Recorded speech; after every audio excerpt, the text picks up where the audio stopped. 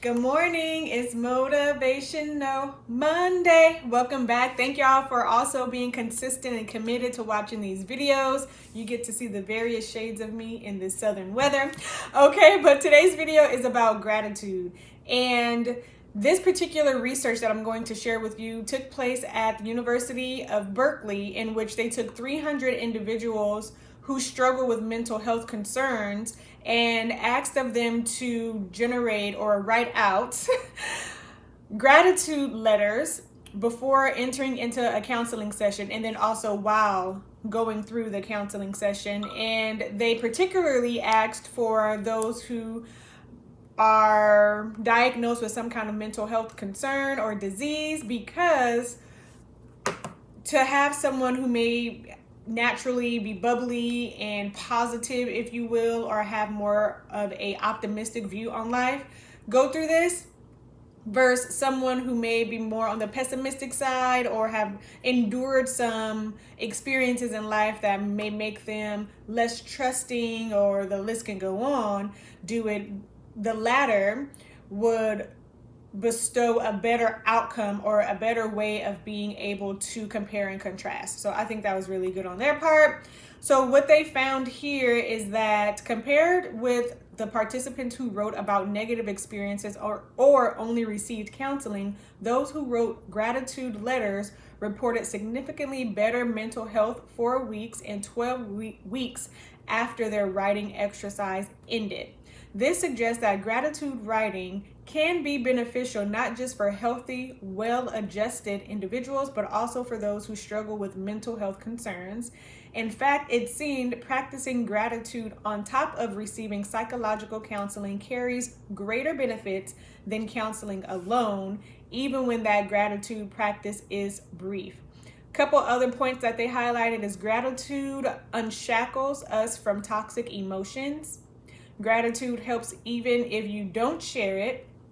Gratitude's benefits take time. That's one to certainly keep in the back of your mind. If you do choose to start a gratitude journal, and let's say you started on a Monday and by Friday you're like, I don't see that much of a difference. Okay, keep on going. Check in on yourself, let's say by the 3rd week, or even push it out to the 3rd month, hoping that you continue to press forward. There are some other areas. Gratitude has lasting effects on the brain. Also, that those benefits will look like what this research did in showing the long-lasting effects on the brain. They took the individuals that participated and had an MRI conducted on them to measure their brain activity.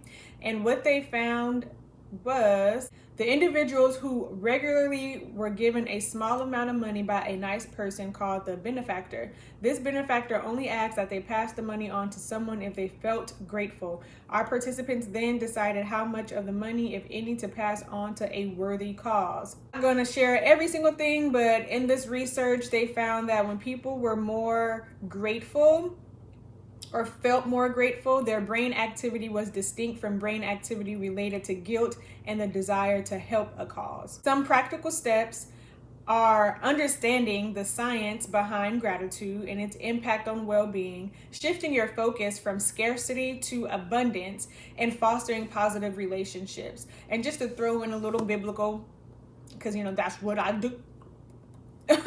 Understanding that all things work together for the good of those who are called by the Lord, who love the Lord, who lean not to their own understanding, but in all their ways acknowledge Him.